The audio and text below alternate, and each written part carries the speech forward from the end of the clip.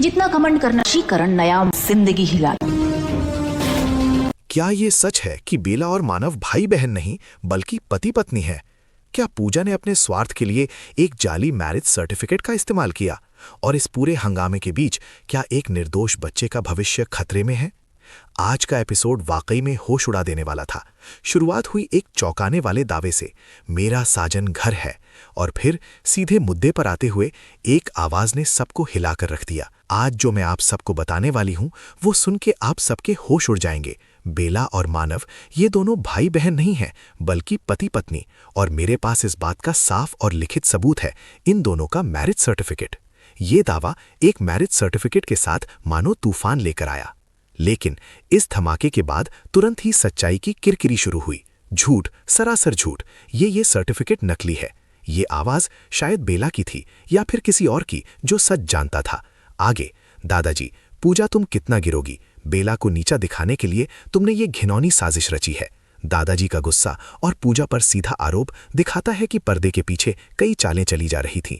मेरी पूजा ऐसा कभी नहीं करेगी, वो कभी झूठ नहीं बोलती है।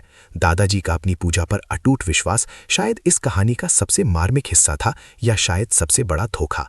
तो बेला झूठ बोल रही है क्या? हर बार इल्जाम बेला पर ही क्यों लगता है वसुधा? अंबिका जी का ये सवाल मानो बेला की वर्षों की तकलीफों का आईना था। हर बार उसे ही क्यों गलत ठहराया जाता था? आप शांत रहिए, सच क्या है और झूठ क्या है अभी पता चल जाएगा। ये शांत पर बेहद दमदार आवाज शायद किसी ऐसे व्यक्ति की थी जो निर्णायक मोड़ पर खड़ा था। मानव, अगर तुम सच बोल रहे हो तो ये बात साबित करके दिखाओ। सीधा चैलेंज। सुना ना तुमने?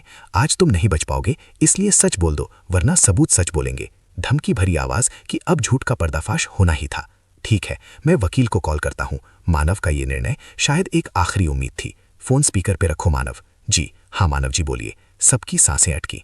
हाँ वकील साहब, आपने किसी पूजा को हमारे नाम पर मैरिज सर्टिफिकेट इशू किया था क्या? सीधा सवाल और वकील का जवाब। हाँ, पूजा मैडम ने कहा था बैंक के काम के लिए चाहिए। मैंने उनके कहने पे सर्टिफिकेट बना तो दिया, बिल्कुल असली जैसा, पर वो नकली है।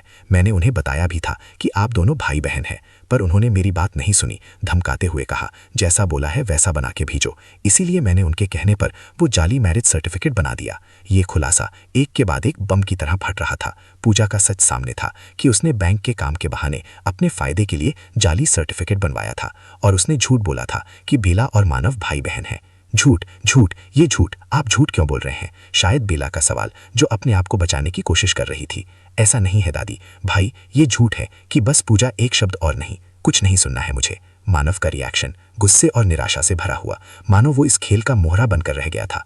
बंद कर तेरी ये नौटंकी। पूजा, तुम्हें बहुत ज्यादा नफरत है ना मुझसे? तो ठीक है, आज मेरे खत्म कर दो और दो मुझे जानते। तुम रहो शांति, खत्म कर दो ना आराम। ये बेला का हताश और शायद बेहद दर्द भरा आत्मविनाशकारी बयान था, जहां वो इस नफरत और धोखे से मुक्ति चाहती थी। ये क्या कर रही हो? तुम्हारी कोख में हमारा वारिस है कभी, आज मुझे मत रो। और फिर ये वो पल था जिसने सब कुछ बदल दिया। मानव का ये जुमला कि बेला के गर्भ में उनका वारिस है, ये उस जाली मैरिज सर्टिफिकेट के राज से भी बड़ा और चौंकाने वाला खुलासा था। इस एक वाक्य ने पूरे खेल का पासा पलट दिया। विश्लेषण और भविष्यवाणियां। ये एपिसोड झूठ, धोखे और नफरत के जाल का एक उत्कृष्ट चित्रण था।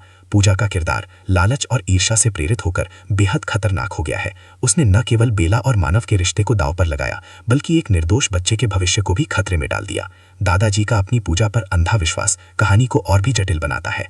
अंबिका जी और वसुधा इस ड्रामे के दर्शक बनकर रह गए हैं, जबकि मानव सच्चाई और झूठ के बीच फंसा हुआ अपनी पत्नी के लिए लड़ने की कोशिश कर रहा है। भविष्यवाणियां। 1. बेला का अगला कदम। क्या बेला इस नई सच्चाई का सामना कर पाएगी? क्या वो मानव का वारिस होने की बात को स्वीकार करेगी, या वो अभी भी नफरत में डूबी रहेगी? 2. पूजा का अंत। पूजा का पर्दाफाश हो चुका है, लेकिन क्या उसे उसके किए की सजा मिलेगी? क्या वो अपने किए पर पछताएगी? 3. मानव की भूमिका। अब जब ये पता चला है कि बेला गर्भवती है, मानव की भूमिका और महत्वपूर्ण हो जाएगी। क्या वो बेला का साथ देगा, या वो भी इस धोखे का शिकार रहेगा? 4. दादी का रिएक्शन। सबसे बड़ा सवाल यह है कि जब दादी को सच पता चलेगा तो उनका क्या रिएक्शन होगा? क्या उनका विश्वास टूटेगा, या वो अभी भी पूजा का बचाव करेंगी?